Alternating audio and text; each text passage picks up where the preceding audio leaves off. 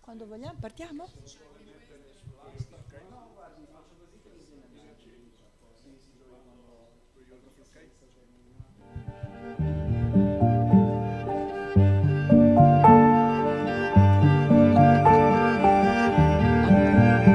Buonasera a tutti. Matteo Capurro dell'Università di Genova e di Torino, che è, come dice il suo curriculum, che è scritto in termini brevi ma non sarebbe breve, che si è laureato in storia dell'arte all'Università di Genova ed è anche, come dicevo, dottore di ricerca in storia dell'arte e archeologia.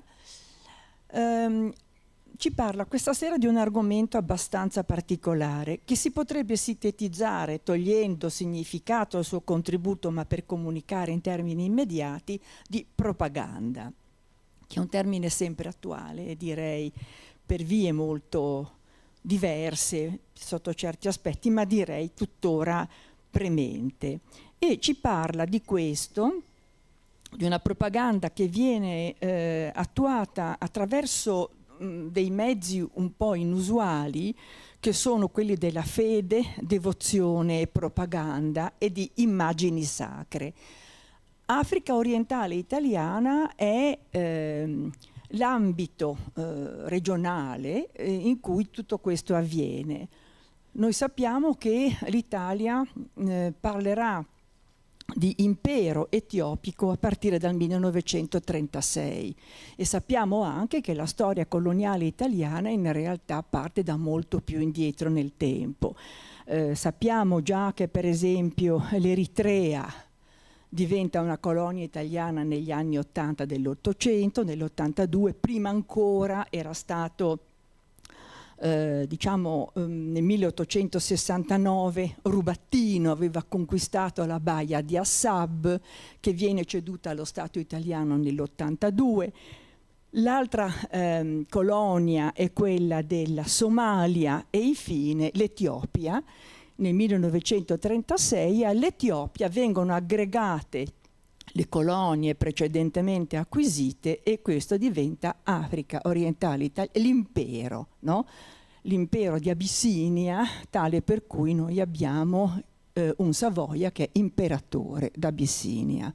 Non ci dobbiamo stupire molto perché l'Italia non è diversa da altri paesi. Mi piace ricordare, perché non lo si ricorda mai, che nel 1884, nella conferenza di Berlino, gli stati europei, e non solo, perché in questi ci sono anche gli Stati Uniti, si spartiscono l'Africa. È una conferenza dell'Africa occidentale, chiamata anche conferenza del Congo, ma è la fase nella quale questi paesi cominciano a mettere in atto una spartizione di territori enormi e ricchissimi proprio in Africa. Tutt'oggi si pagano le conseguenze di ciò che venne fatto a quell'epoca. L'Italia non prese parte a quella spartizione, ma si affrettò poi a seguire il modello europeo. Ed ecco quindi che, arrivati un po' lentamente al tema, però per dire come e quali strumenti verranno messi in atto per diffondere la presenza italiana in quella che è chiamata appunto Africa orientale italiana. Grazie. Allora, ringrazio la professoressa per questa introduzione molto esauriente. Allora, quella che vi presento stasera nasce come una ricerca d'archivio ed è una ricerca ancora in corso, non è conclusa, quindi voi vedrete che ci saranno tutta una serie di fili che lascerò aperti. Ed è una ricerca che va a toccare tutta una serie di tasti che sono particolarmente delicati: il regime, i conflitti coloniali, i rapporti tra la Chiesa e il regime, cioè tutta una serie di problemi che nel parlare comune sono spesso semplificati con una serie di giudizi tranchant. Ora, io non andrò, i protagonisti della storia che vi racconto stasera non sono i protagonisti della grande storia, non sono i principali attori del conflitto etiopico, andremo ad infilarci in qualche modo all'interno degli interstizi del contesto, ma facendo questa operazione, se volete, di microstoria, non andiamo a toccare fatti marginali, ma andiamo a toccare dei punti che ci fanno vedere come ogni fatto storico deve essere letto in maniera critica. Non possiamo mai dare giudizi morali assoluti, giusto o sbagliato. Le vicende che vi racconto stasera sono delle vicende incredibilmente grigie, in cui si mescola una certa dose di malizia, questa c'è senz'altro, della buona fede e soprattutto una totale incoscienza delle conseguenze degli eventi. Tutto questo, quello che vi racconto, andrà a mostrare quali sono le ricadute della propaganda, quali sono le ricadute della propaganda sulle persone e quali sono le ricadute impensate di una propaganda che è già mirante ad attrarre il consenso. Ma per fare questo vorrei andare indietro con la telecamera e partire dal quadro generale. È il 2 ottobre del 1935, sono le 18:45 e una folla fremente si è assiepata sotto il celebre balcone di Palazzo Venezia in attesa che l'atteso oratore prenda il campo.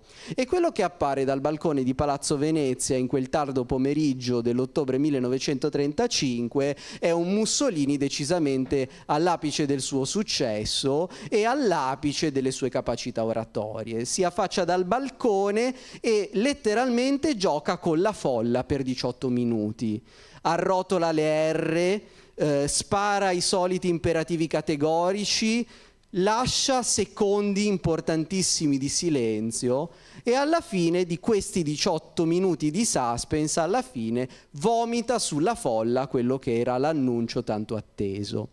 Con l'Etiopia abbiamo pazientato 40 anni, ora basta. Italia proletaria e fascista, Italia di Vittorio Veneto e della rivoluzione in piedi. Fa che il grido della tua decisione riempia il cielo e sia di conforto ai soldati che attendono in Africa, di sprone agli amici e di monito ai nemici in ogni parte del mondo. Grido di giustizia e grido di vittoria. Il giorno dopo, senza nemmeno inoltrare una formale dichiarazione di guerra, un poderoso esercito avrebbe invaso l'Etiopia. 110.000 soldati italiani e 50.000 ascari eritrei. Per una volta la campagna militare è preparata per tempo e soprattutto per preparare la campagna non si bada a spese. La vittoria deve essere assoluta e, come si diceva allora, inequivocabile. Questo perché nel conflitto etiopico il regime si sta giocando molto, si sta giocando parecchio, si sta giocando molto sul piano internazionale perché è un tentativo di svincolarsi dall'ombra della Gran Bretagna nella politica estera, dimostrare i muscoli, dimostrare che anche l'Italia è finalmente una grande potenza, ma tutto questo ha delle pesanti ricadute anche sul fronte interno. Una vittoria facile e veloce in Etiopia può permettere al regime di vendicare finalmente la sconfitta di Adua, la sconfitta dei primi grandi conflitti coloniali e soprattutto può far dimenticare tutto il resto, l'imposizione di un regime che è sempre più autoritario e quelli che sono i problemi atavici del paese, cioè la mancanza di lavoro, la mancanza di terra, la mancanza di risorse economiche. Quindi la campagna militare deve essere rapida, deve essere conclusiva e proprio per questo viene escogitato un piano di propaganda totale e integrale per fidelizzare gli italiani al conflitto. Sotto la regia del neonato Ministero per la Stampa e per la Propaganda, che era nato esattamente qualche mese prima, si mette su un sistema di convincimento che va a interessare praticamente tutti i media che sono ad allora disponibili. Prima di tutto quello che è il medium principale dell'epoca, che è il medium della stampa. stampa, che vuol dire sia la stampa dei quotidiani sia la stampa dei periodici. Addirittura viene installato ad Asmara, cioè nella capitale dell'Eritrea, un apposito distaccamento dell'ufficio stampa e si incentiva i cronisti e i corrispondenti dei giornali a recarsi direttamente al fronte per seguire il conflitto. Sono 160 i giornalisti italiani che partono per il fronte, ne invia una anche la Gazzetta dello Sport, e sono 15 i giornalisti delle testate straniere che vengono inviate. E badate bene, è in questo momento che all'interno della politica del regime si innesta un vero e proprio salto di qualità, nel senso che non c'è solo la censura, cioè non ci si limita solamente a controllare le informazioni che giungono in patria. Questo lo si fa, e questo lo si fa in maniera molto rigida, anche se per i giornalisti italiani vi dico che ormai non ce n'è più bisogno, scrivono già quello che il regime pensa che sia giusto. Però al di là della censura c'è un tentativo impositivo, cioè la volontà di costruire una vera e propria narrazione alternativa. Le notizie non sempre arrivano subito, sono molto lente le comunicazioni nonostante tutti gli sforzi che vengono fatti, ma quando le notizie non arrivano non è un problema, molto spesso si inventa. Le piccole scaramucce diventano grandi eventi bellici e quando non succede niente si inventano le battaglie, si inventano i nomi dei generali e si inventano addirittura i luoghi di sana pianta. Ai fatti di cronaca che vengono raccontati sulle pagine dei giornali si affiancano altri pezzi. Ci si concentra particolarmente sugli eroi, sulle figure dei soldati, sulle figure dei militari che stanno combattendo e soprattutto sulle figure dei giovani volontari che sono partiti per il fronte, che vengono interpretati come dei veri e propri martiri della causa del regime. Si dà ampio spazio alle corrispondenze, alle lettere che questi soldati scrivono direttamente dal fronte e soprattutto si mettono insieme tutta una serie di pezzi di colore che vogliono raccontare quella che è la realtà dei luoghi che vengono via via conquistati. E in questo caso la strategia è sempre duplice. Da un lato si mette in evidenza il carattere esotico, il carattere selvaggio sia dei luoghi sia delle popolazioni, perché sono luoghi e popolazioni che l'impero italiano dovrà andare a civilizzare. E dall'altro lato si cerca di mettere in luce invece quelle che sono le straordinarie possibilità di questi luoghi, straordinarie possibilità per gli agricoltori italiani di domani e straordinarie possibilità anche per gli imprenditori italiani di domani che andranno a investire nei nuovi territori della colonia. Questo avviene sia sui quotidiani, ma un mezzo straordinario diventano soprattutto i periodici, soprattutto i giornali illustrati. Perché sono quelli che danno ampio campo all'immagine e lo vedremo in tutto il nostro discorso di oggi. L'immagine non è mai innocua, l'immagine dice sempre qualcosa, il regime questo lo sa benissimo e la carta dell'immagine la gioca in una duplice alternativa. Intanto l'illustrazione, l'immagine disegnata, e in questo caso lo vedete in questa pagina che vi ho messo della popolarissima Domenica del Corriere, sono disegni quasi da fiaba, quasi da mito, che danno una realtà completamente trasfigurata rispetto alla verità vera e propria. Ma anche quando si utilizza la fotografia, che viene pompata perché la fotografia è garanzia di veridicità, o meglio, sarebbe garanzia di veridicità, ma anche in questo caso voi capite che l'immagine che viene mostrata, l'immagine fotografica che viene mostrata è fortemente controllata. Si deve dare un'immagine eroica del conflitto, non si mettono mai foto di battaglie, si mettono foto di ascari che lavorano ai cannoni, si mettono foto di colonne in movimento, si mettono foto di operai che lavorano, cioè si mettono fotografie di tutte quelle cose che possono andare a mostrare la potenza della macchina bellica del regime. Dei massacri, dei gas, delle bombe, delle file di cadaveri non trovate traccia all'interno di questi giornali. E la propaganda è capillare e ha una ricaduta in tutti gli ambiti della vita nazionale. Il regime si preoccupa di andare a individuare tutti i target. Il target è la casalinga, il target è l'uomo, il target sono i bambini.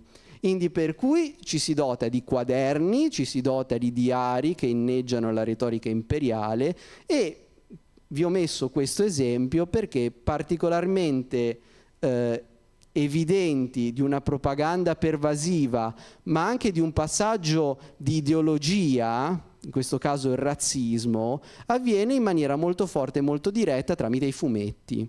In questo caso, voi sapete, c'è stato per tutta la seconda metà del secolo una grande discussione, gli italiani hanno usato i gas o non li hanno usati. Vedete questo fumetto, armamenti, ecco l'arma più opportuna, questi fumetti che venivano pubblicati anche sui giornalini dei bambini, queste sono cartoline illustrate che vengono diffuse nel 1935, sono particolarmente eloquenti di quello che era l'approccio e l'ideologia che il regime andava a propagandare.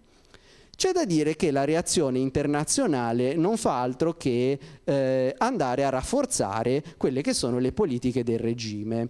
Il 18 novembre 1935, in risposta all'aggressione totalmente ingiustificata dell'Italia all'Etiopia, l'Etiopia è un paese iscritto alla Società delle Nazioni, la comunità internazionale, con in testa la Gran Bretagna, reagisce emanando tutta una serie di sanzioni a carico del nostro paese. E il regime è quindi facilissimo per il regime giocare la carta del vittimismo, giocare la carta del complotto internazionale, andando a leggere quella che è la complessa dinamica dei rapporti tra le nazioni in maniera semplificata, come l'archetipico scontro tra il bene e il male, come lo scontro tra l'Italia, la perfida Albione, che poi è diventata, tra la Gran Bretagna, la perfida Albione, che poi è diventato proverbiale, che già possiede un ampio dominio coloniale, che già drena risorse dal mondo. E cosa vuole fare la perfida Albione? Impedire alla povera Italia di trovarsi il suo posto al sole, un posto al sole che peraltro avrebbe permesso alla popolazione italiana di risolvere i suoi problemi, cioè della terra per i contadini e le risorse per l'industria.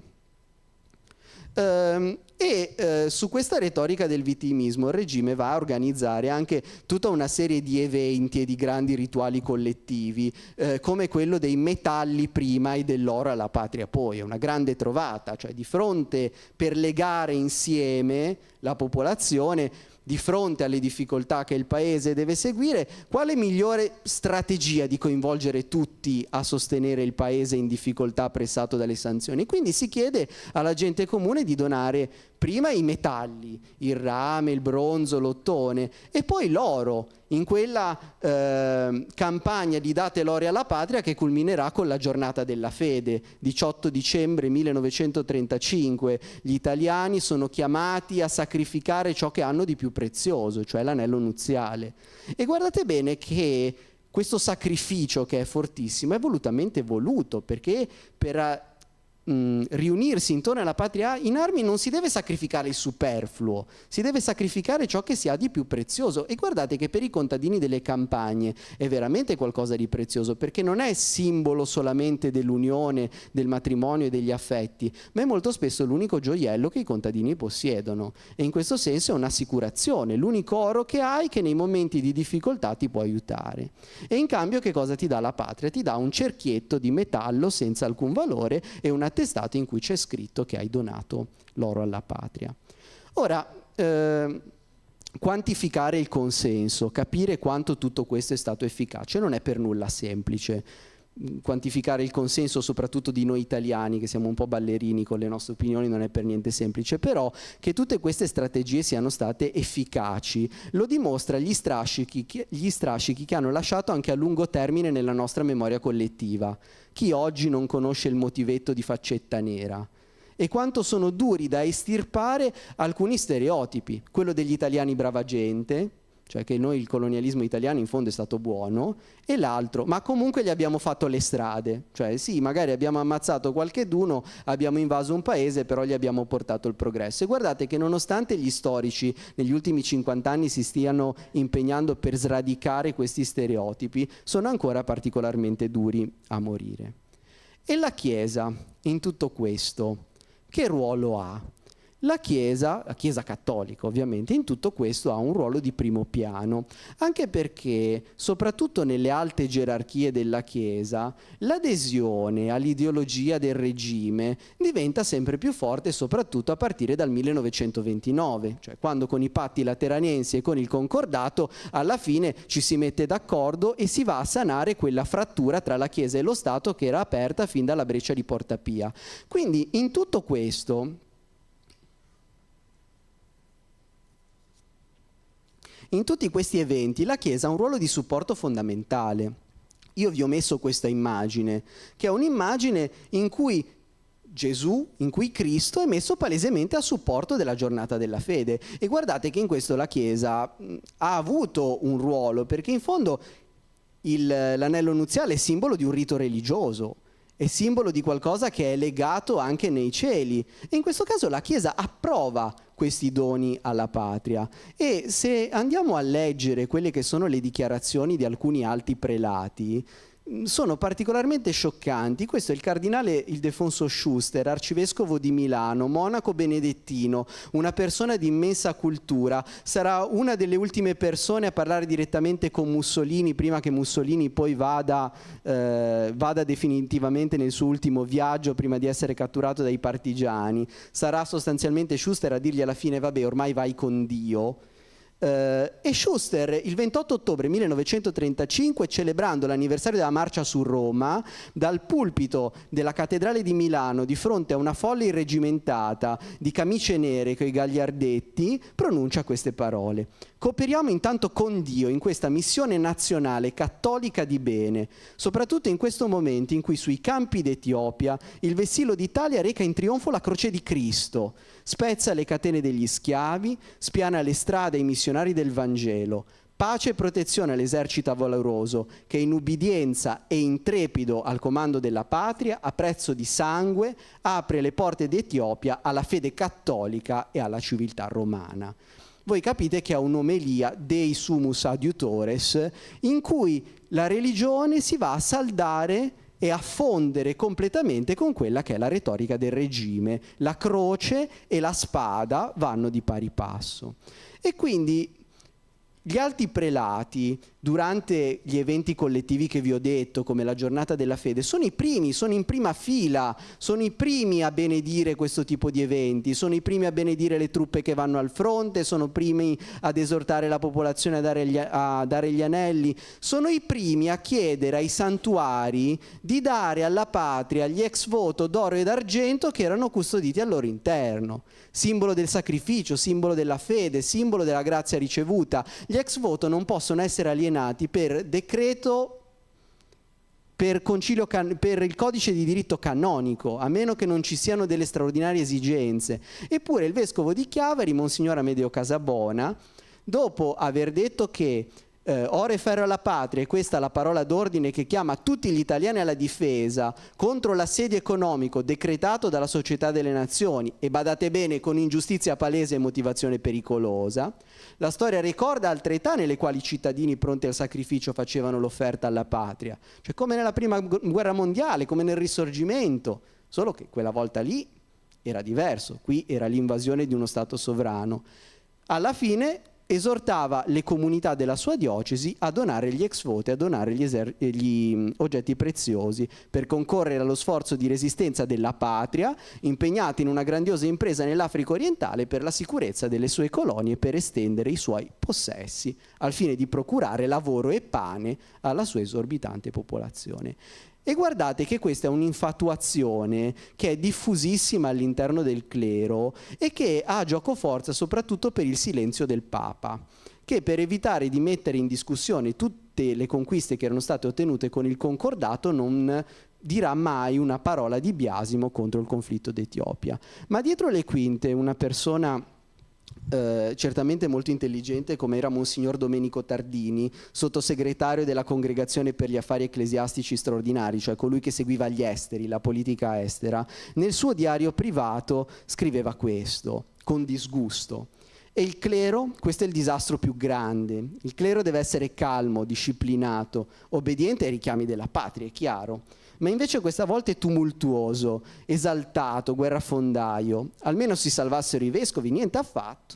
Più verbosi, più eccitati, più squilibrati di tutti, offrono oro, argento puri, anelli, catene, croci, orologi e sterline e parlano di civiltà, di religione, di missione dell'Italia in Africa. E intanto l'Italia si prepara a mitragliare, a cannoneggiare migliaia e migliaia di etiopi, rei di difendere casa loro. Difficilmente poteva compiersi nelle file del clero un confusionismo, uno sbandamento, un disquilibrio più gravi e più pericolosi. Quindi il clero nel conflitto etiopico ci entra pesantemente e insieme al clero ci entrano tutti i riti ad esso collegati, la liturgia e soprattutto le immagini sacre. Ora, guardate, che le immagini sacre abbiano a che fare con la guerra non è poi così strano. Costantino, primo imperatore cristianizzato, diciamo così, dopo la sua visione, che gli dice in hoc signo vinces, con questo segno vincerai, va alla battaglia di Ponte Milvio imbracciando la croce. Da sempre si benedicono le truppe, i sacerdoti benedicono le truppe, accompagnano le truppe che partono. E da sempre i soldati, quando partono per la guerra, si portano al collo o si portano in tasca una medaglietta, un'immagine sacra, un santino. E guardate, questo è normale. Il santino, tanto è un palladio, cioè mi protegge da quello che mi può accadere, ma soprattutto il santino della propria Madonna, della propria chiesa, è un legame con chi è rimasto a casa. Serve a ricordare, a mantenere vivo, recitare il rosario davanti all'immagine della Madonna, così come lo facevi a casa, ti fa mantenere un legame con i tuoi cari. Quindi questo non è di per sé strano. La cosa strana è innanzitutto l'eccesso che fin da subito si caratterizza e credo che questa immagine lo chiarisca molto bene. Questa è la collina che si trova sul retro del santuario di Montevergine, che si trova in provincia di Avellino. Nella zona vengono realizzate alcune grandi manovre militari prima della partenza delle truppe per l'Etiopia.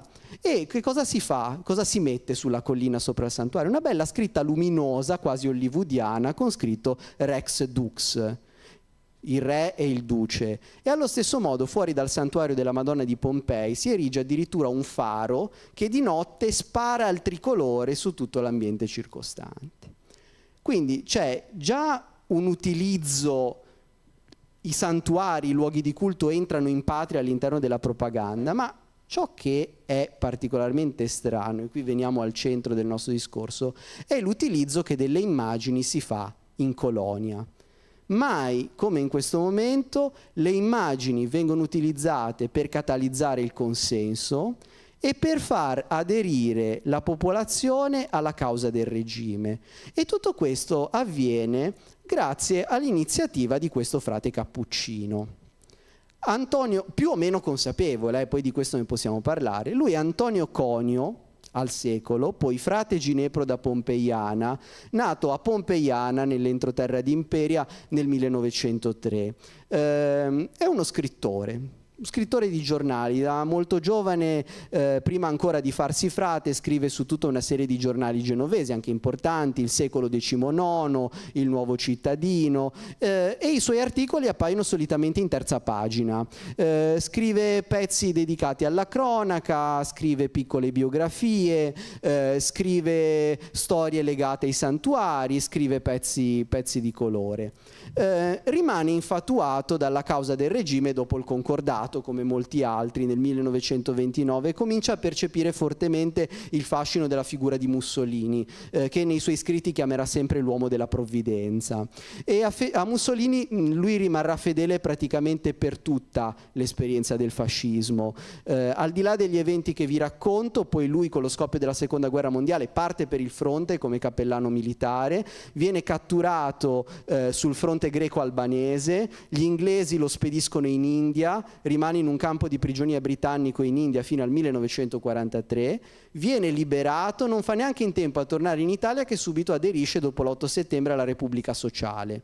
Diventa uno dei confessori di fiducia di Mussolini, in questo libro Confessato il Duce lui si vanta di aver riportato Mussolini sulla strada della fede, viene inviato diverse volte in Germania per curare la liberazione di prigionieri italiani, potete immaginare che dopo il 25 aprile la prima cosa che viene fatta, lo prendono, lo sbattono in galera per alcuni anni. In galera lui scriverà tutta una serie di libri autobiografici per difendere quello che era stato il suo ruolo all'interno del regime, e muore a Pietra Ligure nel 1962. È un personaggio che ha moltissimi legami con i santuari, è un grande predicatore. Non c'è novena a cui lui non partecipa e non c'è bollettino in cui lui non scriva. E questo legame con i santuari gli fa balenare in mente un'idea quando lui si trasferisce in Etiopia come cappellano militare volontario della divisione Cosseria. Comincia dapprima a farsi mandare delle piccole immaginette, dei santini da distribuire ai soldati, e poi gli viene l'idea di farsi mandare delle vere e proprie opere d'arte, farsi mandare dei veri e propri oggetti, delle sculture, dei dipinti, delle stampe, e la cosa ha successo in base a uno stranissimo effetto domino. Voi capite che l'Italia è il paese dei campanili, no? Basta che parta una Madonna e poi tutti gli altri borghi vicini vogliono mandarci anche la loro. Parte la Madonna della Guardia da Genova e immediatamente tutti gli altri paesi circonvicini vogliono mandare in Africa la loro Madonna.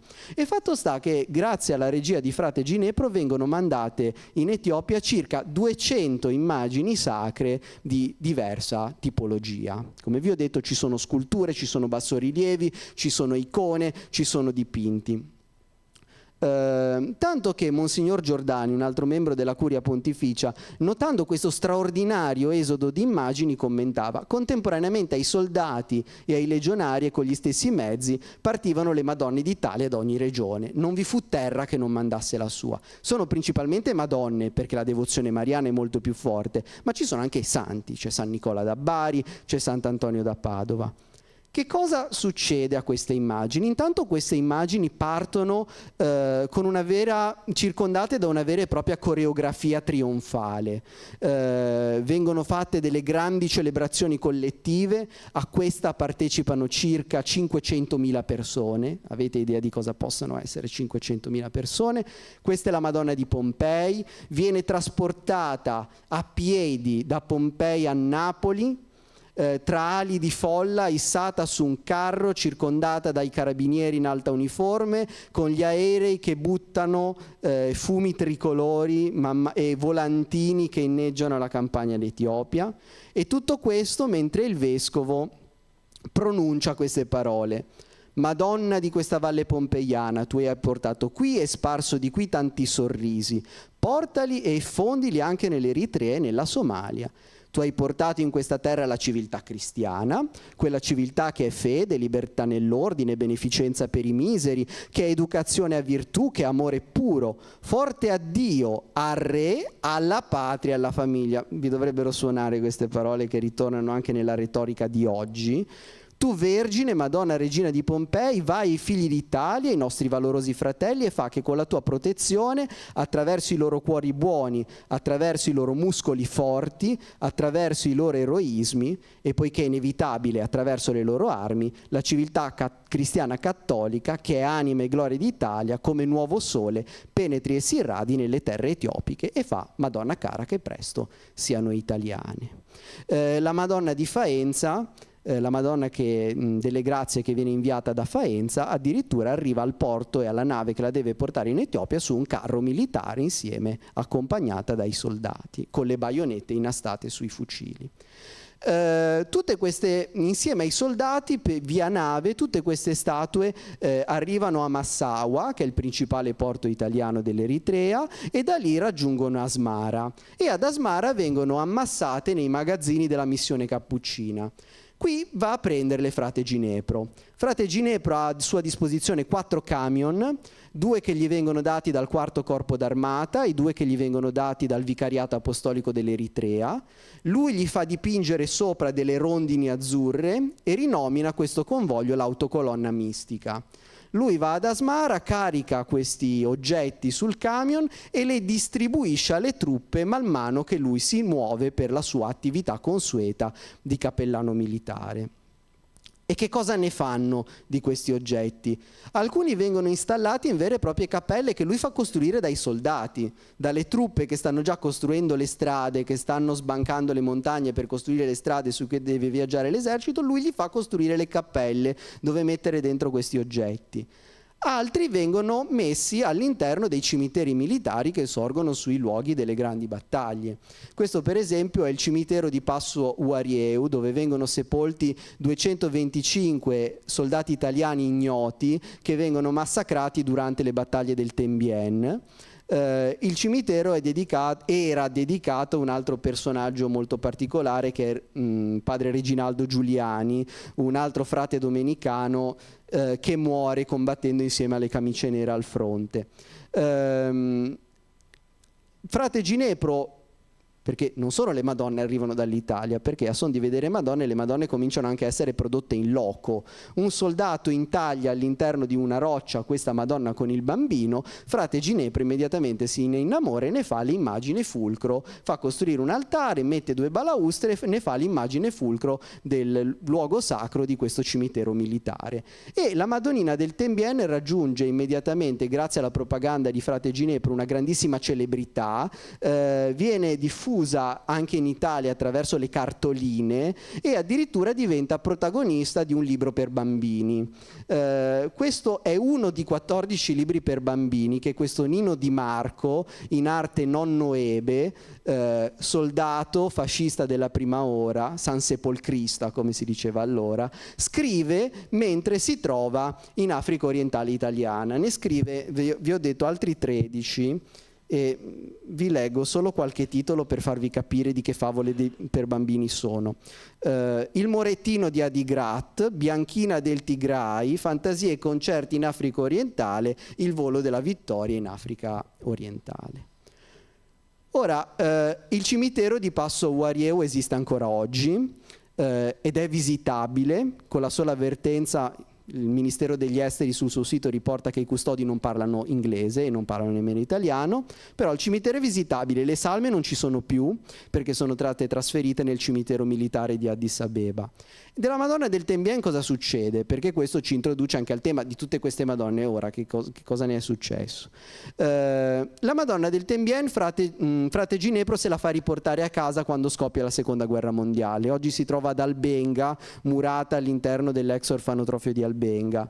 In tempi recentissimi la comunità italiana ha promosso di posizionare una copia, che è quella che vedete nell'immagine in alto, una copia della Madonnina del Ten Bien all'esterno del cimitero, con questa scritta: questa è la copia della Madonnina del Ten Bien, ricordo del conflitto del 1936, che ora valga come segno di pace e fratellanza fra etiopi e italiani.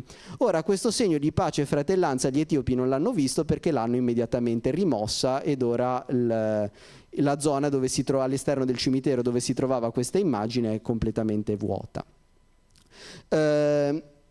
Vi ho detto cimiteri militari, vi ho detto cappelle, ma anche vere e proprie edicole messe lungo le strade. Questo è il caso della Madonna della Misericordia di Savona. Voi sapete che Savona ha una lunga tradizione nella ceramica, quindi aveva inviato un'immagine dipinta su piastrelle che si trovava all'interno di questa cappella e che è stata recentemente distrutta nel 2006 dalla ditta cinese che sta curando la creazione della nuova rete viaria e stradale in Etiopia. Ma non solo vengono posizionate in luoghi fisici, vengono usate come veri e propri stendardi portati dalle truppe in movimento. Vengono portati, qui vedete c'è una scena in cui una di queste Madonne montata su una sorta di provvisoria arca processionale fatta di rami di palma viene portata dalle truppe con la banda in primo piano, ma molto spesso vengono anche incastonate, ed è frate Ginepro che ce lo racconta, sulle ruspe che devono spianare il terreno e in alcuni casi vengono direttamente montati sui camion e sui carri armati e messi in apertura delle colonne in movimento.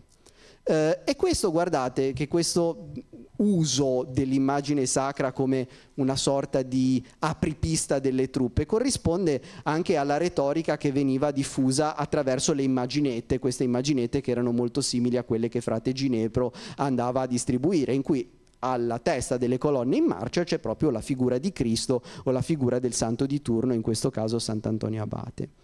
Ed è la cosa particolare che molto spesso le casse dove vengono collocate queste statue si trasformano in veri e propri piccoli santuari, perché prima della partenza le popolazioni locali le rivestono di oggetti, le rivestono di ex voto, le rivestono di rosari, le rivestono di collane, le adornano di fiori, e addirittura le mamme, se sanno che quella scultura andrà ai propri figli che sono al fronte, inseriscono le lettere all'interno delle pieghe del manto di queste figure. Ed è così il caso che la Madonna della Guardia, quando viene inviata a Genova e viene aperta dalle truppe, è contornata di fiori, contornata, frate Ginepro ci dice, di ori che valgono quasi 100.000 lire, immaginate cosa potevano essere le 100.000 lire di allora, e con le lettere delle madri per i propri figli che si trovavano al fronte. Vi ho detto che la partenza era contornata da un rito scenografico, da un rito coreografico, ma anche l'arrivo, perché frate Ginepro ha questa straordinaria abilità di trasformare ogni installazione, lui le chiamava intronizzazioni, in un straordinario rito e in un straordinario evento scenografico collettivo.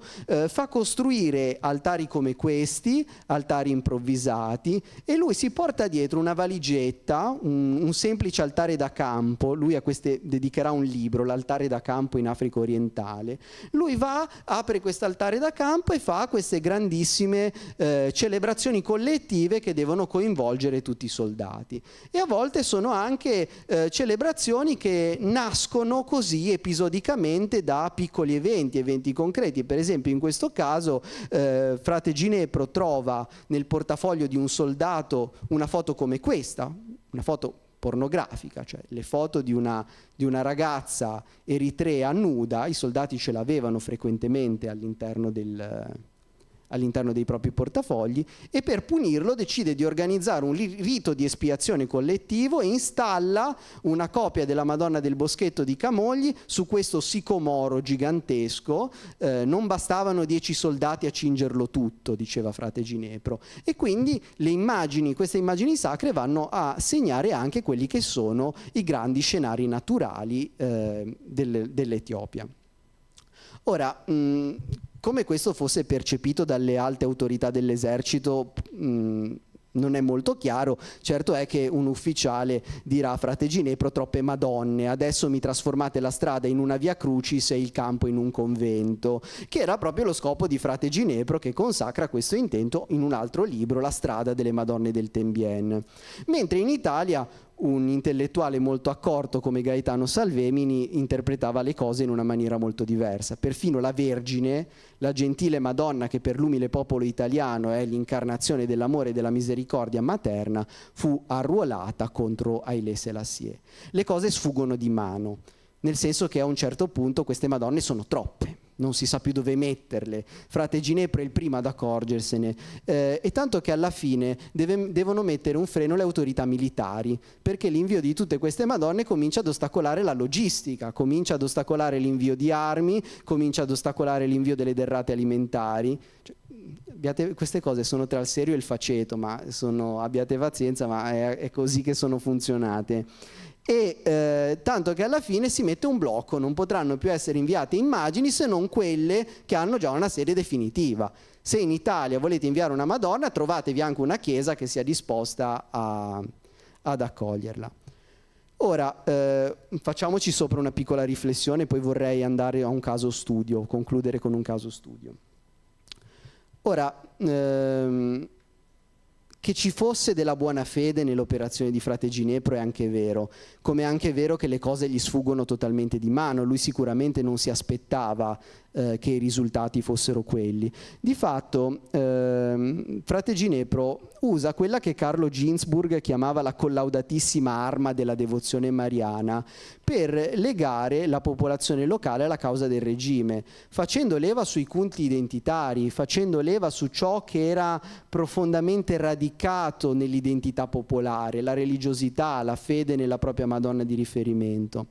E in questo modo frate Ginepro va a creare, va a collaudare un sistema di colonizzazione per immagini che è meno violento, se volete, rispetto a quello che viene compiuto con le armi, ma non è certamente meno invasivo, perché va a fare una duplice violenza. Va a fare una violenza alla religiosità degli italiani, che vedono manipolata e vengono travisata quello che era un sentimento religioso sincero, e va a travisare la religiosità degli etiopi, che si vedono sommersi da una cultura iconica che gli viene imposta. E guardate che questa imposizione anche per immagini è una delle strategie più utilizzate dal fascismo in colonia. Vi avrete in mente tutti quel grande faccione di Mussolini che viene costruito nella roccia vicino ad Adua, ma sono moltissime le strategie di appropriazione degli edifici sacri che vengono attuate dal regime. Questa è una cappella di Abreavac Bea, una cappella medievale scavata nella roccia che fa parte di tutta una serie di luoghi di culto scavati nella roccia particolarmente importanti per la chiesa etiope, chiesa cristiana, monofisiti per semplificare, poi magari ne parliamo, non è proprio così. Ma che cosa fa l'ingegnere Giuseppe Miari nel 1938? Con la scusa di un restauro va a sovrapporre a quella che era la chiesa originale un portico di sapore brunelleschiano, cioè alla storia sbagliata degli etiopi si va a sovrapporre una superfettazione giusta che è quella rappresentata dalla cultura italiana, e si sceglie non a caso il linguaggio artistico e architettonico che è più ampiamente simbolo di italianità, cioè quello rinascimentale. Allora, a questo punto vorrei andare a un caso studio, per chiudere con voi, per farvi capire quali sono gli effetti concreti di queste strategie di Frate Ginepro, e vi prendo il caso che ho studiato di più per aver ritrovato la documentazione d'archivio, che riguarda la comunità di Rapallo. Fedele alla Madonna di Montallegro, che veglia sulla città dal santuario che si trova sul monte, sulle alture di Rapallo. L'adesione dei rapallesi alla guerra d'Etiopia è fin da subito molto fredda. Al di là del fatto che le piazze fossero piene perché ci si doveva andare, tutti coloro che erano irreggimentati nelle varie associazioni afferenti al regime erano chiamati ad andare in piazza a sentire il discorso del duce, se voi guardate i numeri, e se voi guardate i numeri di un evento come la giornata della fede, i numeri sono molto bassi. Nonostante tutte le pressioni, meno del 40% della popolazione si priva del proprio anello nuziale. Le cose cambiano totalmente quando entra in scena Frate Ginepro. Quando Frate Ginepro, che conosce tutta una serie di notabili cittadini, dà alla popolazione la possibilità di inviare una Madonna in Etiopia. A questo punto le cose cavalcano a una velocità impressionante. Camoglia ha già mandato la sua, Genova ha già mandato la sua, se c'è la possibilità Rapallo deve mandare la sua. E si fa tutto in fretta e furia. La proposta di Frate Ginepro arriva a febbraio 1936, giugno 1936 la statua è già pronta. Non si vuole una statua qualunque, non si vuole una statua di quelle industriali fatte dalle botteghe di Roma, si coinvolge Luigi Santifaller, che è titolare di una bottega di Ortisei, la bottega esiste ancora, e gli si chiede di prendere a modello l'immagine forse più riconoscibile della Madonna di Montallegro, che è quella affrescata nel catino absidale del santuario, e di realizzare un gruppo ligneo da inviare in Africa orientale. Si brega e si fa, tanto che si riesce anche a trovargli un posto, e un posto non da poco, che è la cattedrale di Addis Abeba. La generosità è tale che non solo viene finanziata la scultura, che arriva da Ortisei, scende dal treno e a seguito delle autorità insieme all'arciprete viene portata nella basilica di Rapallo, viene celebrato un Te Deum, vengono fatti tutti i riti del caso, ma addirittura la gente dona tanto denaro da dotare completamente la cattedrale di Addis Abeba di tutti i paramenti liturgici di cui avesse bisogno, e gli oggetti sono talmente tanti che organizzano una vera e propria mostra di oggetti sacri che tengono nel piccolo oratorio di San Filippo Neri adiacente alla basilica, dove mostrano tutti questi oggetti. Ma questo è ancora poco, nel senso che non hanno ancora finito di mandarne una, la prima Madonna non è ancora partita, che immediatamente pensano a crearne un'altra e a spedirne un'altra, perché le terziarie francescane di Rapallo entrano in contatto con un altro frate cappuccino, che è lui, frate Callisto da Sestri Ponente. Nato a Sestri Ponente nel 1904, laureato in diritto canonico presso la Pontificia Università Gregoriana, quindi voi capite, un personaggio di cultura, molto calato nel sociale, sia a livello dell'insegnamento sia a livello dell'assistenza, soprattutto negli ospedali pubblici genovesi, in partenza per l'Etiopia, dove deve assumere l'incarico di gestire la piccola missione cappuccina di Dire Dawa, che ora vi spiego dov'è. E lui propone a queste terziarie francescane non solo di mandargli una statua, ma di intitolare l'intera chiesa alla Madonna di Montallegro, cioè facciamo un piccolo santuario della Madonna di Montallegro in Etiopia. Viene creata la scultura e viene mandata a Dire Dawa, e Dire Dawa era una sede prestigiosa. Vi ho messo una mappa così capite più o meno dove si trova.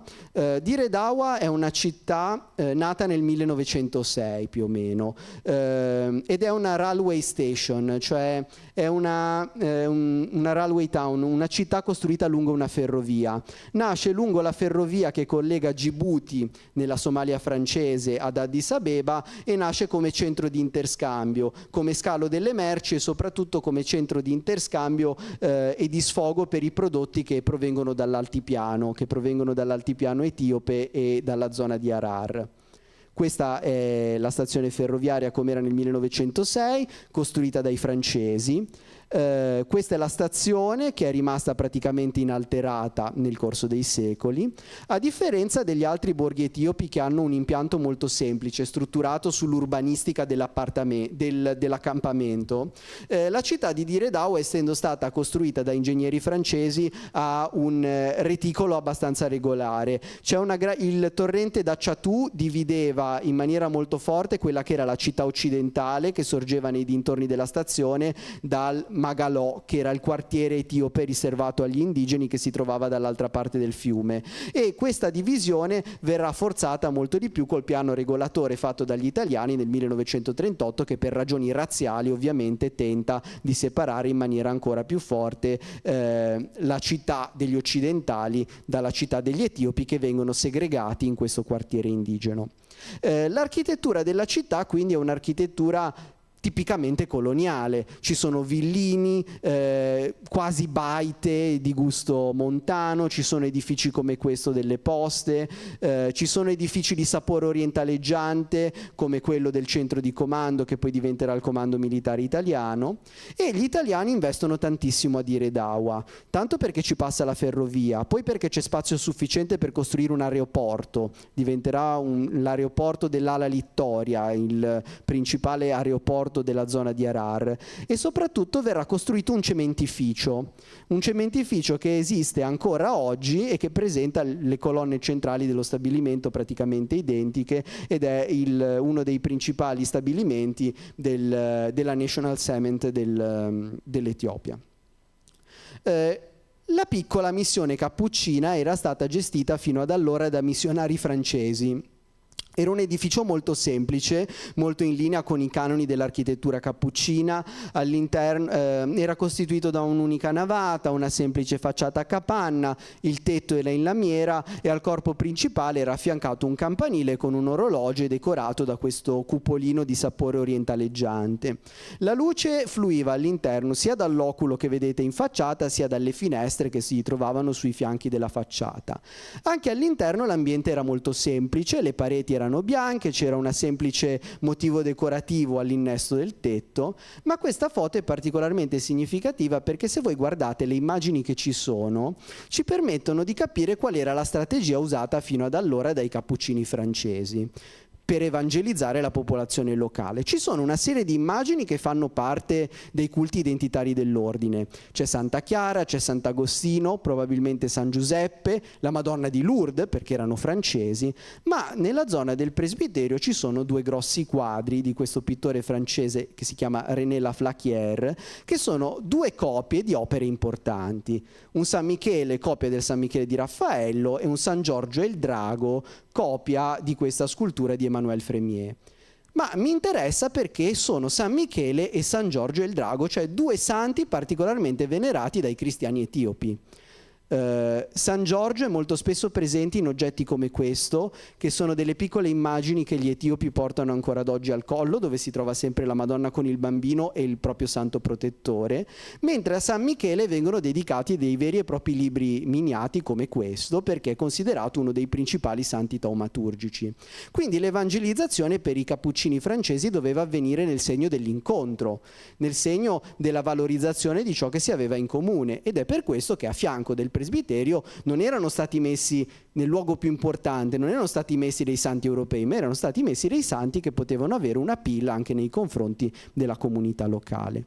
Tutta questa strategia cambia completamente con l'arrivo di Padre Callisto. Padre Callisto sa di andare in Etiopia 2 settimane prima della partenza. Non sa le lingue etiopi, non conosce la cultura, non conosce la geografia, non conosce l'ambiente, va praticamente al buio e va ad infilarsi in una situazione che è particolarmente traumatica. Intanto il suo arrivo segna un cambio della guardia, perché il regime vuole che nei territori conquistati ci siano solo religiosi italiani, e questo non è strano, questo tutte le grandi potenze vogliono che nei propri domini coloniali ci siano religiosi della stessa nazionalità. E in più va in una zona calda perché la zona dove si trova Dire Dawa, il vicariato dell'Harar, era gestito da questo signore che è Monsignor André Jarousseau, vescovo di Harar, che era stato il tutore del Negus, il tutore di Haile Selassie, che allo scoppio del conflitto tanto all'inizio aveva cercato una soluzione diplomatica, aveva suggerito all'imperatore di cedere all'Italia l'Ogaden meridionale, ma quando il conflitto era scoppiato è uno dei pochi che denuncia pubblicamente alla Società delle Nazioni gli eccidi italiani in Africa orientale, e che dopo il bombardamento di Harar inoltra una missiva alla Santa Sede particolarmente dura che denuncia i bombardamenti degli italiani contro l'ospedale dove teneva i malati e dove teneva i poveri. Di questa figura molto carismatica anche frate Callisto rimane particolarmente colpito quando li incontra al suo arrivo in colonia e dice: veramente santo questo vescovo, da più di 50 anni è in missione, veste poverissimamente, mangia poco, prega molto e quotidianamente siede al confessionale aspettando i suoi abissini che lo amano quale padre, ed è veramente tale per loro. 5 minuti e concludo. Vi dicevo, l'arrivo di frate Callisto in colonia è quindi traumatico, lui non era per niente preparato a quello che si sarebbe trovato davanti una volta sbarcato, e una volta sbarcato a Massaua lui rimane totalmente disarmato. Scrive nel suo diario: si scende così coi compagni per fare un giro per la città. In ogni via, in ogni angolo, neri che dormono stesi a terra. Si arriva fino a vedere il campanile della nostra missione, poi si ritorna sul piroscafo. Scendo in cabina e non posso dormire. Che senso di profonda malinconia massale. È scoraggiamento, è sfiducia, è quasi pentimento di essermi deciso a questo passo. Prego, ma la preghiera è fredda, sterile e infruttuosa. Nonostante questo si rimbocca le maniche, fonda un giornale, il Corriere Hararino, e immediatamente si mette a preparare la chiesa per l'arrivo della scultura della Madonna di Montallegro. E guardate, frate Callisto ha una concezione meccanica della devozione. Per lui è sufficiente avere un'immagine della Madonna di Montallegro. L'immagine si porterà dietro tutta la potenza del culto. Se io ho l'immagine giusta e la racconto bene agli etiopi, la stessa forza del culto che c'è a Rapallo verrà trasferita in Etiopia. Voi sapete che non funzionano così le cose. Una devozione radicata nel tessuto sociale, una devozione fa parte di un cammino plurisecolare di una comunità. Però per questa concezione meccanica che lui ha, fa sì che frate Callisto non si soffermi molto su come debba essere la scultura. Non gli interessa che la Madonna sia nera, sia bianca, sia grande, sia piccola. Gli interessa solamente che poter ricreare all'interno del suo santuario di Montallegro a Dire Dawa le stesse condizioni di esposizione dell'immagine che sono a Rapallo nella basilica. Perché se la configurazione è la stessa, allora funziona allo stesso modo. Quindi lui fa realizzare questo altare in legno e al di sopra, esattamente nella stessa posizione, fa porre il gruppo sacro della Madonna che gli viene portato. Ovviamente lui vuole che il gruppo sia poi un gruppo processionale, quindi al suo arrivo viene portato per le strade della città e accompagnato dalle truppe. Ora, tutto questo è una grande occasione mancata. È una grande occasione mancata per stringere un dialogo con la popolazione locale. Padre Callisto non si pone il problema: a chi mi rivolgo? Chi sono le persone che devo evangelizzare? Non si accorge che il vicariato dell'Harar è a maggioranza musulmana e i musulmani delle immagini sacre hanno il ribrezzo, ma non si accorge neanche che se il suo target poteva essere quello dei cristiani etiopici, allora la strategia avrebbe dovuto essere diversa, e avrebbe dovuto essere diversa soprattutto perché il punto di congiunzione c'era, ed era la fede di Maria, la fede per Maria. Lo scriveva Michele da Carbonara: due sono i principali punti di contatto tra i scismatici, cioè i cristiani abissini, e noi. L'uno è la venerazione a Maria Santissima. Maria Santissima è una figura centrale della religiosità etiope, perché viene considerata colei che permette il lavacro dei peccati e permette di raggiungere la salvezza facendosi mediatrice tra l'uomo e Dio. È la mediatrice per eccellenza tra l'uomo e Dio. Mariam, Maria, è un nome che ancora oggi molti etiopi portano come secondo nome. Il culto della Madonna in Etiopia è fortissimo, soprattutto a partire dal 1400, grazie a questo imperatore di cui vi ho messo questa miniatura, che è Zara Jacob, che promuove in maniera molto forte il culto di Maria, anche attraverso la creazione di questo libro che è il Tamra Mariam, che è un libro di miracoli, che racconta i miracoli della Vergine, dove protagoniste sono le immagini della Madonna, e queste immagini agiscono in modo molto simile a quelle che sono le immagini occidentali. I racconti che trovate nel Tamra Mariam li trovate anche nei libri che raccontano le storie dei santuari. La Madonna che esce dall'immagine, tocca al fedele che la sta pregando e lo risana. Lo trovate tanto nella loro tradizione quanto nella nostra tradizione occidentale. E questo è un libro sacro, loro lo leggono nel corso della messa così come leggono il Vangelo. Inoltre c'è in Etiopia una forte venerazione per le cosiddette icone bizantine. Loro le chiamano le cosiddette Madonne di San Luca, perché ritengono che siano state dipinte dall'Apostolo Luca, e vengono conservate all'interno dei santuari, velate, nascoste all'occhio, e sono al centro di una liturgia che è del tutto affine a quella che noi abbiamo all'interno dei nostri santuari. Voi capite che quindi sarebbe bastato fare le cose un po' meglio. Gli etiopi sono fedeli alla legge biblica e quindi al divieto dell'Esodo: non ti farai immagine alcuna. Non hanno sculture, però hanno una grande venerazione per le icone e per le icone bizantine. Se invece di inviare una scultura Padre Callisto si fosse fatto mandare una copia della venerata icona di Montallegro, le cose sarebbero state più semplici, il dialogo si sarebbe creato, l'incontro sarebbe avvenuto.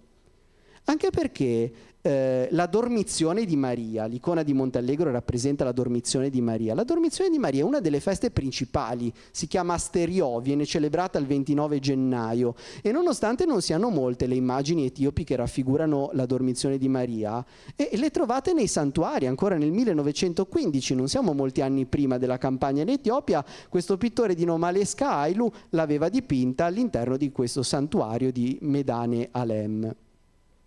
E che questo dialogo avrebbe funzionato lo dimostra la grande fortuna che ha l'immagine della Salus Populi Romani, che è un'immagine che viene importata in Etiopia del 500 dai Gesuiti, si trova a Roma, a Santa Maria Maggiore, e l'immagine finisce per influenzare tutta l'arte etiope dal 500 fino ai giorni nostri. Sono moltissime le immagini della Vergine che vengono esemplate direttamente sulla Madonna di San Luca.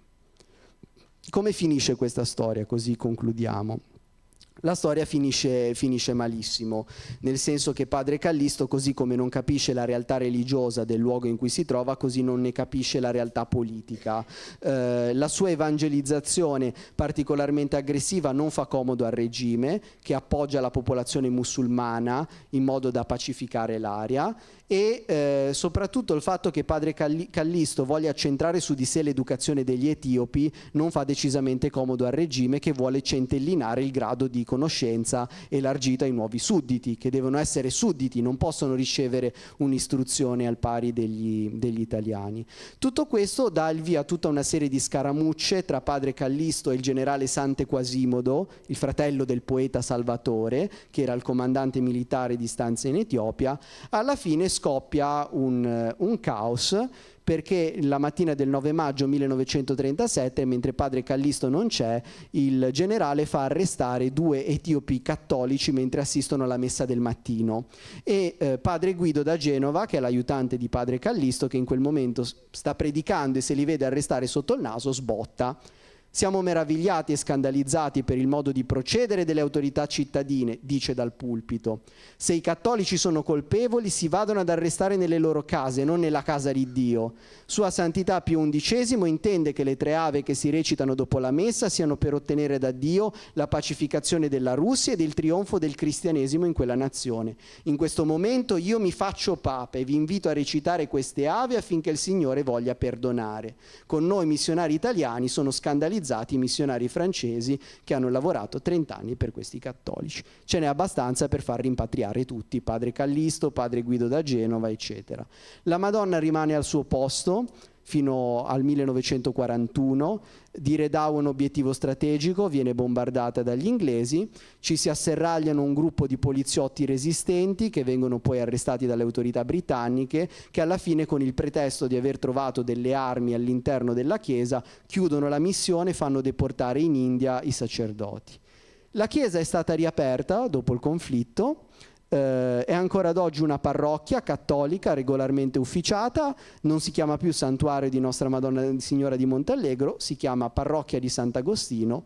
All'interno poco è cambiato, una cosa è cambiata, non c'è più la Madonna di Montallegro sull'altare maggiore, c'è ancora il Sant'Agostino che c'era all'epoca dei missionari francesi, ma di dove sia finita la Madonna di Montallegro non ve lo so proprio dire. Questa è un'altra storia. Grazie. E scusate se sono stato un po' più lungo. Ci sono domande? Allora, grazie a Matteo Capurro per questa dottissima conferenza. Chiedo a voi se avete delle domande.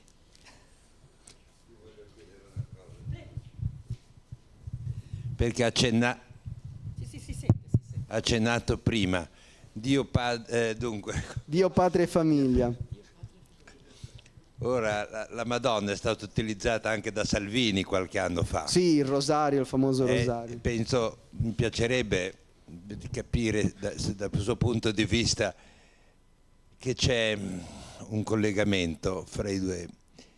E poi non solo, ma Trump ha detto che è stato salvato da Dio, Sì. Quindi c'è un utilizzo di Dio, della Madonna, ma i tempi sono cambiati. Ci aggiunga qualche cosa. Allora, il meccanismo è esattamente lo stesso, cioè il meccanismo di sfruttamento, in questo caso non in parte dell'immagine, del simbolo religioso, era il rosario lì che veniva sventolato da Salvini diverse volte. Lo sfruttamento del simbolo religioso è esattamente identico. Devo però dire, in questo caso, che il fascismo aveva più pudore, ora mi spiego, in questo senso, nel senso che i vertici del regime non appoggiavano questo tipo di politica di sfruttamento dell'immagine sacra. Cioè, cose di questo tipo non piacevano a Mussolini e non piacevano ai gerarchi. Mentre adesso alla classe politica piace. Queste cose piacevano di più alle seconde file del regime, a un determinato tipo di regime, e soprattutto venivano traghettate da questi personaggi che erano rimasti infatuati dalla retorica del regime, da questi sacerdoti come frate Callisto, che ci credevano sul serio, che ci credevano per davvero e a cui le cose sfuggono completamente di mano. Erano partiti forse con quell'ottica di agitare il rosario, però poi le conseguenze sono state diverse. Però in questo caso quello che le dico è che secondo me i vertici del regime storcevano di più il naso, mentre adesso questa è una strategia che si usa consapevolmente.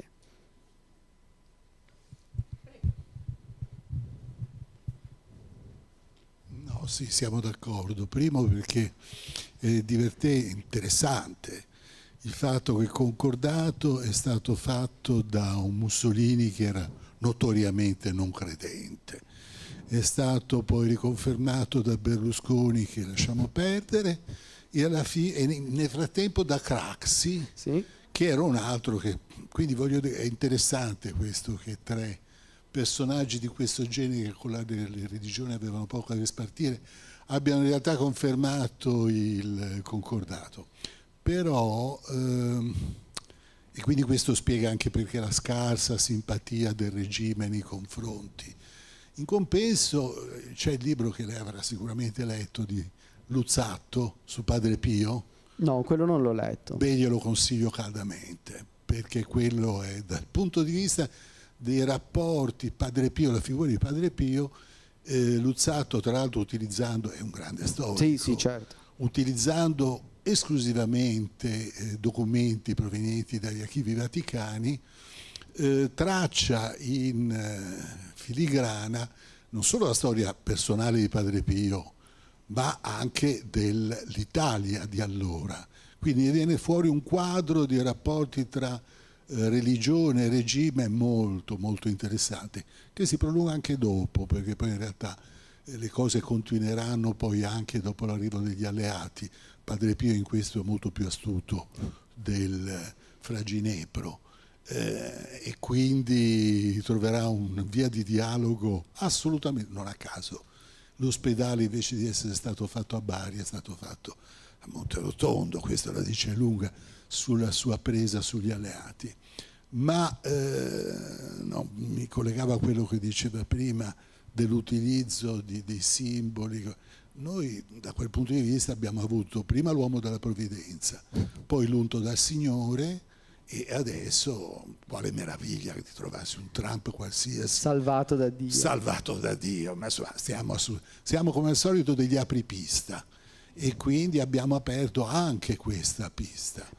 Tra l'altro il conflitto etiopico è apripista nell'utilizzo della propaganda, perché allora anche una figura come Galeazzo Ciano, che consideriamo sempre lo scapestrato eccetera eccetera, Galeazzo Ciano in realtà era uno che ci vedeva abbastanza a lungo, era uno furbo, nel senso che lui intuisce quello che Goebbels sta cominciando a fare in Germania e ha questa idea di promuovere il sottosegretariato a ministero vero e proprio.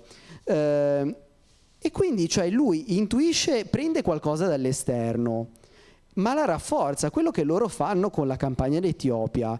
Io vi ho parlato della carta stampata, ma andatevi a vedere le pubblicità dell'Agip, ma potrei farvi elenchi di film, i romanzi raccontati alla radio, cioè questo fare rete tra tutti i mezzi di comunicazione. C'è un libro che si chiama Immagine coordinata per un impero, che parla di queste cose. È del tutto innovativo, cioè non era mai stato fatto. Cioè quello che loro fanno è mettere tutto a sistema con un unico obiettivo. E in questo, quello che vi dicevo prima, non solo censura, ma la narrazione in positivo.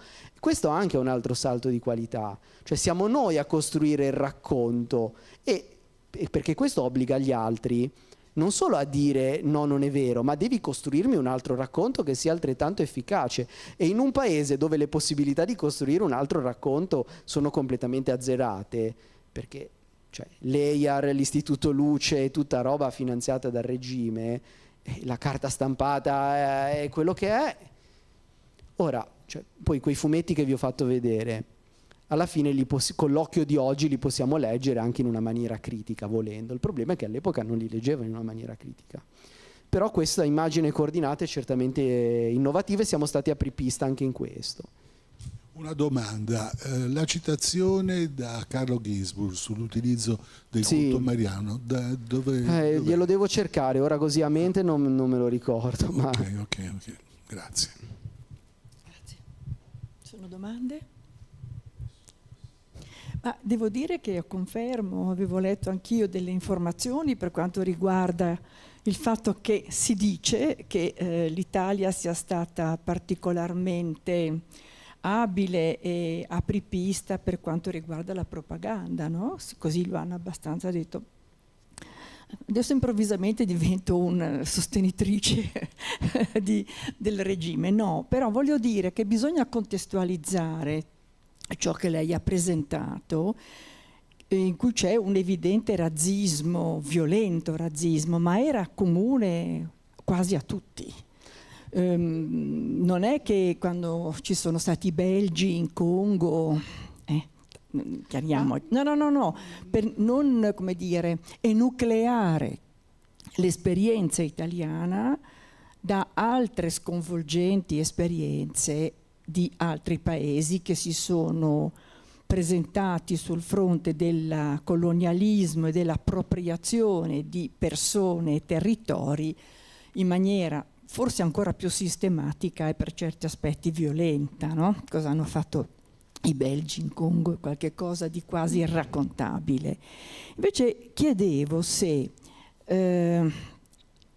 anche questi altri paesi colonialisti hanno usato la religione in modo analogo a quello che è stato fatto da alcuni in Italia. I francesi evidentemente che hanno preceduto gli italiani erano stati più intelligenti, un po' come i gesuiti, no? Voglio dire, sì. certo, un atteggiamento molto più intelligente, molto più progressivo, se vogliamo, di rispetto, no? Che è quello del comprendere la cultura in cui ti vai a collocare, e quindi c'è il fenomeno dell'inculturazione, un abisso di differenza, mi sembra di poter dire. Però le chiedo se ci sono degli elementi di confronto o meno tra il caso italiano e quello non italiano. Intanto, prima di rispondere, mi riaggancio a quello che lei diceva prima, nel senso che quello che fanno gli italiani sì, fa parte di un contesto, ma soprattutto quello che fa il clero italiano. Io ci leggo un passo importante che riguarda tutto il clero missionario in particolare, la difficoltà di rapportarsi con l'alterità e di costruire un rapporto paritario con l'alterità.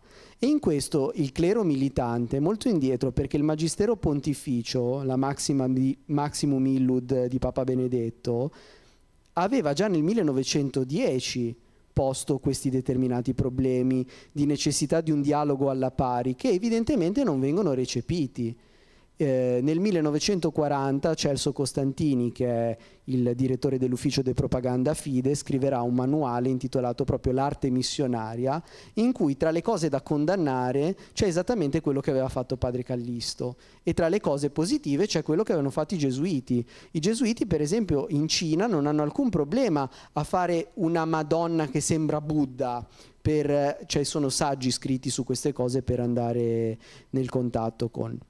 Per quanto riguarda quello che lei mi ha chiesto, il fatto è molto più difficile, nel senso che per i francesi non è mai stato necessario coinvolgere la religione, le cose sono sempre, forse uno stato più laico, le cose sono sempre andate su due binari abbastanza separati, l'attività missionaria andava per i fatti suoi e l'attività diciamo di conquista per i fatti suoi, forse anche per questo che la presenza dei cappuccini francesi è di lunga durata in Etiopia, data molto lunghi, cioè sono gli unici missionari che riescono a starci così tanto tempo, anche i gesuiti poi dopo un po' vengono mandati via. Però il problema degli altri paesi è generato dal fatto che la religione iconica per eccellenza è quella cattolica. I protestanti, per esempio, le immagini non le usano. Quindi questa è una cosa. Mentre qualche cosa si è cominciato a studiare per quanto riguarda gli inglesi, ma non tanto gli inglesi come Gran Bretagna potenza coloniale, quanto come missionari anglicani. I missionari anglicani, soprattutto nella zona del centro Africa, sembrerebbe che qualche cosa abbiano fatto. Esistono un paio di saggi che si sono interrogati su questo argomento, ma le dico, non è una questione che ho approfondito molto, però non ha la portata di quello che siamo riusciti a fare noi in un paio d'anni, nel senso di questa questione proprio a macchia d'olio, questa bomba che ci è scoppiata tra le mani, su cui c'è ancora molto da indagare. Io vi ho detto qualche informazione spot, la quadra è ancora ben lunga da trovare, secondo me. Bene. Se non ci sono altre domande, io ringrazio il dottor Capurro, grazie molto, devo Grazie dire a che ci voi. sono spunti di grande importanza. Giovedì prossimo ci sarà una conferenza di Roberto Limonta intitolata Genova, porta violata del Mediterraneo, la cartografia immaginistica di Opicino de Canistris. Siamo in piena età medievale. Grazie a tutti e buonasera.